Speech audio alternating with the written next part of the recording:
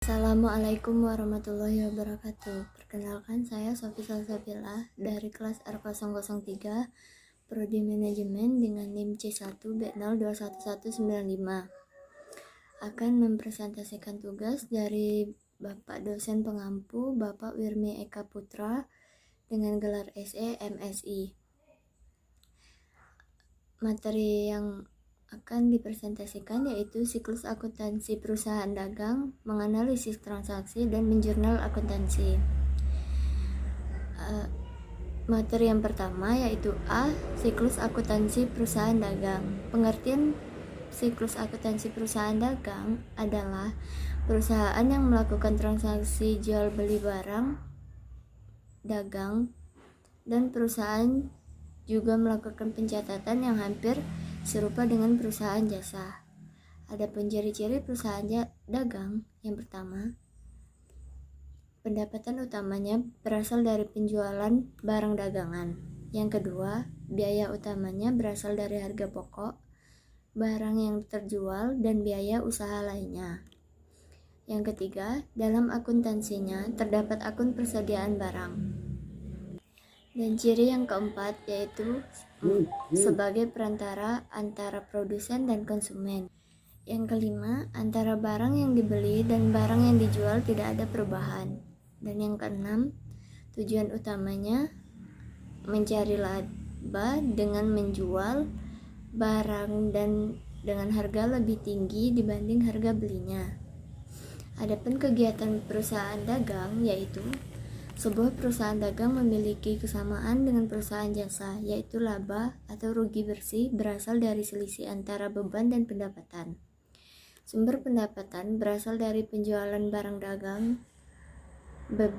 Beban perusahaan dagang dibagi dua kelompok, yaitu harga pokok penjualan dan beban operasi. Harga pokok penjualan atau cost of goods sold adalah total harga pokok barang yang dijual atau cost of merchandise sold. Adapun sistem pencatatan persediaan yaitu yang pertama, sistem periodik. Dalam sistem periodik atau fiscal system, pencatatan persediaan barang dagangannya dilakukan pada akhir periode. Kedua, sistem permanen. Sistem permanen dalam sistem permanen ini atau perpetual system, pencatatan atas persediaan barang dagang yang dilakukan secara kontinu atau terus-menerus. Adapun syarat penyerahannya, yang pertama, FOB shopping point atau Franko gudang penjual. Barang yang dijual oleh penjual diserahkan kepada pembeli atas kendaraan di gudang penjual. Yang kedua, FOB destination point atau Franko gudang pembeli. Barang yang dijual oleh penjual diserahkan kepada pembeli di atas kendaraan di gudang pembeli. Adapun syarat pembayaran, yang pertama, mencatat pembelian dan penjualan pada perusahaan dagang. A. Pembelian. Yang pertama, pembelian secara tunai. Yang kedua, pembelian secara kredit. Yang ketiga, retur atau potongan pembelian. Yang keempat, biaya pengiriman. Yang kelima, diskon pembelian.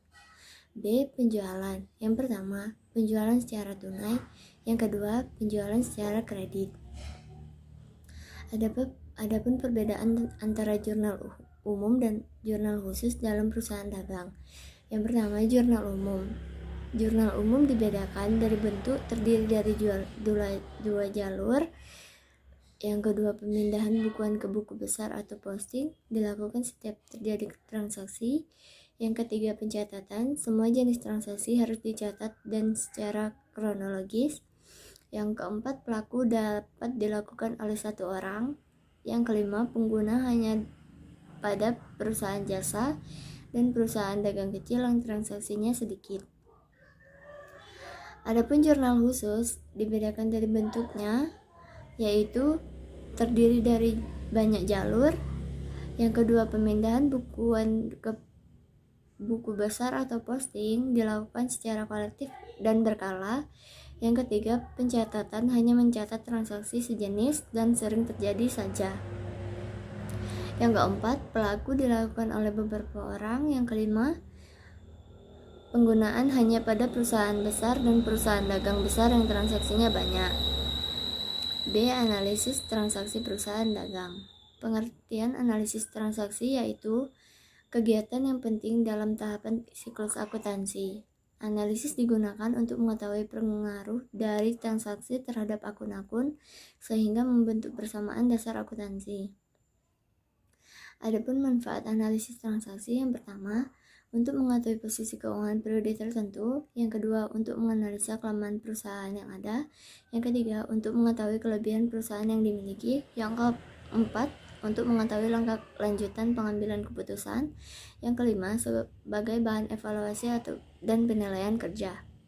Adapun cara melakukan analisis transaksi, yang pertama, memahami jenis akun dan dokumen yang ada, yang kedua, mengumpulkan seluruh data yang dibutuhkan selengkap mungkin, yang kelima, melakukan pengukuran transaksi, yang keempat, menetapkan data nyata, pemasukan dan pengeluaran, yang kelima, membuat laporan. Materi yang terakhir yaitu jurnal transaksi perusahaan dagang. Pengertian dalam jurnal transaksi perusahaan dagang yaitu jurnal umum.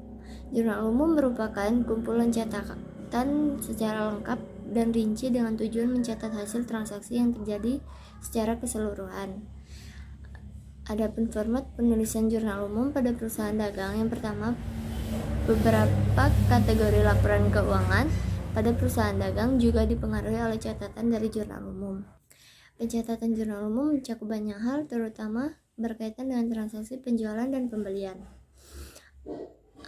Terdapat akun-akun yang dicatat dalam perusahaan dagang, yaitu akun penjualan, akun pembelian, akun potongan pembelian, akun potongan penjualan, retur penjualan, retur pembelian, akun biaya pengiriman, biaya angkut, pembelian, akun piutang usaha, harga pokok penjualan, akun utang usaha. Sekian, terima kasih. Wassalamualaikum warahmatullahi wabarakatuh.